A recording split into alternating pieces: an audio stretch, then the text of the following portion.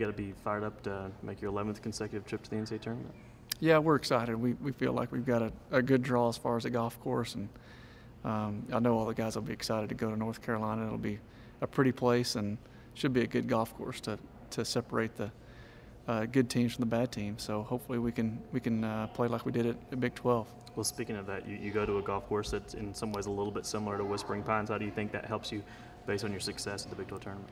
Yeah, I think it's a good thing for young guys to go play a similar golf course, similar feel as far as tall pine trees and tight fairways and same grasses. So, there's a lot of golf courses that wouldn't have been the same grasses that we play here in Lubbock. So we feel like that's a great advantage to us. And it doesn't sound like much, but it really is in golf. The kind of grasses you're playing and greens and that kind of thing is a big advantage. So playing at North Carolina was, I think, a big break for us. Greg, what's been the biggest thing over the course of your career and to make 11 trips to the NCAA tournament that molds your teams, that gets them in the position to be where they are?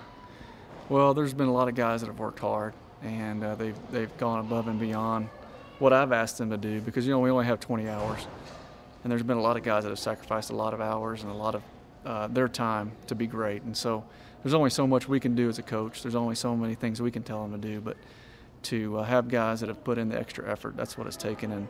And there's been a lot of players that individually have pulled teams out to practice and have led by example, and it's a testimony to the players that we've had and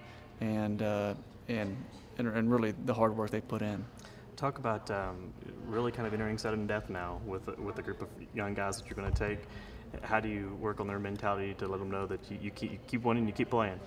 Well, the good thing is you know what you're getting, and so if you play good, you advance. If you don't, you won't. And so that's a good situation to be in. And we had a bumpy spring with some ups and downs, but the good news is that we know that if we play good, we'll advance. And it's not like we have to wonder, well, if we play good, we may not advance. I mean, we've played good enough golf to advance. So that's the positive, is that if we play like we've been playing, we can advance, and if we don't, we won't. And that's the beauty of the postseason.